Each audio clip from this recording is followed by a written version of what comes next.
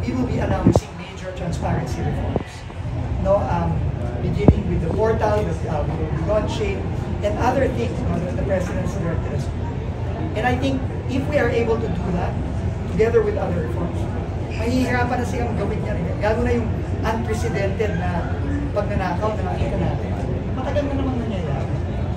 No? Na awa ng Diyos, talagang, talagang nabunyag mismo ng Pangulo natin.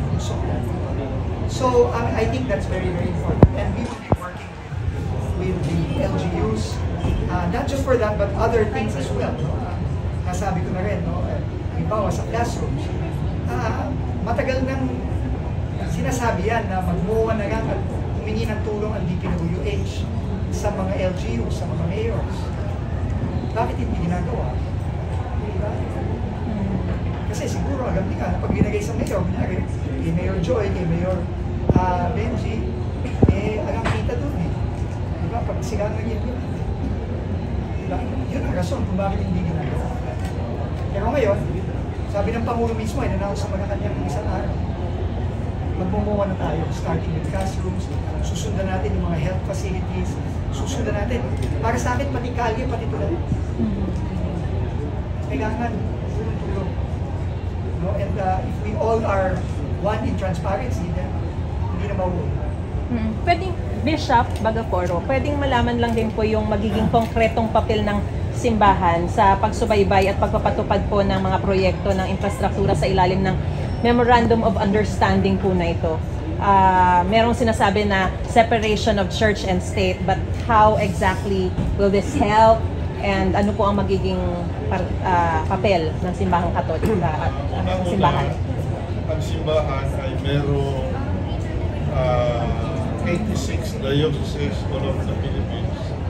At bawat diocese ay meron kami tinatawag na Social Action Ministry. At itong Social Action Ministry ay isang sakot ng ating simbahan para sa socio-economic at saka cultural na sitwasyon ng ating lipunan. Kaya sa pamamagitan nitong Social Action Ministry natin, sa lahat ng dioceses all over the Philippines, ay tutulong kami sa proyekto nito na i-monitor yung mga project na ginagawa at maaaring ghost project o maaaring substandard project. Pangalawa ay ayon sa aming agreement, magre-report kami dito sa grupo na ito kung ano aming mga nakita. At pangatlo ay handa kami mag-alay. We are very ready to offer our manpower, yung ating mga parokya, mga ating mga local churches. We will try to rally volunteers who would go around at tingnan yung mga projects ng DPWH. At pang-apat siguro ang pinaka-importante, somehow we would be able to provide moral guidance, hindi lamang puro batikos, hindi lamang puro pakuna, kundi siguro somehow we would be able to provide moral guidance sa ating mga local officials at sa mga implementors ng ating mga project looking forward in the future. Even dun sa mga sangkot na sa anomalya? Pati yung sangkot sa anomalya. Lalo na, dapat kailangan nila ng konting enlightenment. Baka sakali pagkatapos ng enlightenment, balik nila lahat ng pera. Meron na daw isang how do we make sure na coordinated naman yung actions like sinabi ko i-mention kanina na